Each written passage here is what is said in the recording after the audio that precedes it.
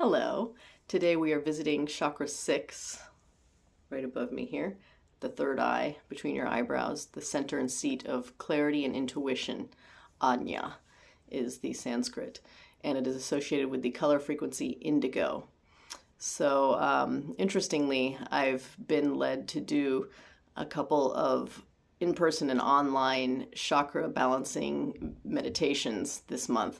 And both of them centered around the theme of intuition, which is our sixth chakra. So it brought me to the revisited awareness that our intuition is probably one of the most important aspects of our beings.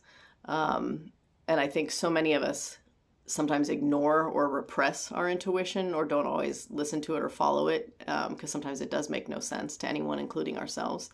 But if you've ever ignored your intuition, you noticed, I'm sure, that the consequences usually did not pan out so well after that.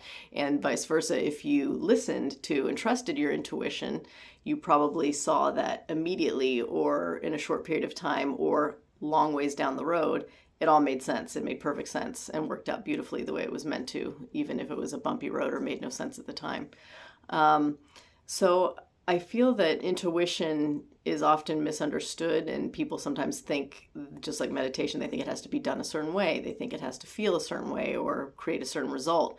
And just as meditation can be as simple as taking a couple deep breaths or a walk outside, your intuition is as simple as learning to just kind of get quiet with yourself and feel and hear the difference between your mental chatter and concerns and fears and emotions versus that more silent, still, deeper pull within you from your spirit, from your gut. So I think it's important in whatever way you feel fit and enjoy doing to take a few moments now and then to tap into that well of oneness and that intuition within you and learn to listen to it and trust it and follow it wherever it may lead, because it will never lead you wrong. So take a deep breath, get still, pay attention to some of the mental chatter kind of floating around or some of your emotions and feelings right now, and just acknowledge them and set them gently behind you in the back seat.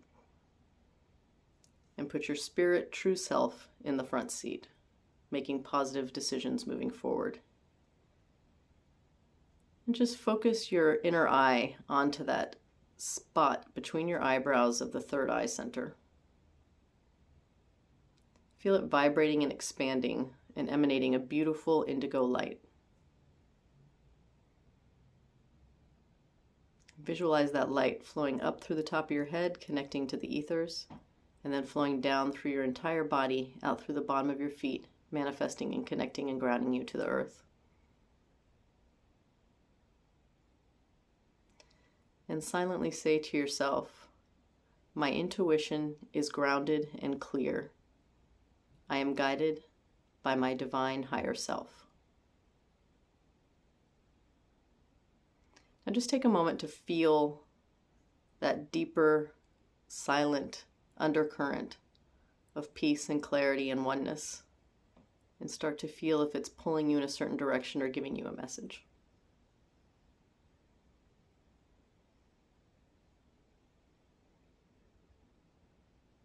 Or simply just acknowledge the difference between that feeling and the thoughts and emotions we tapped into a moment ago. Now take a deep breath and embrace that clarity, and keep that at the forefront of your being as you guide and direct your best and highest good moving forward.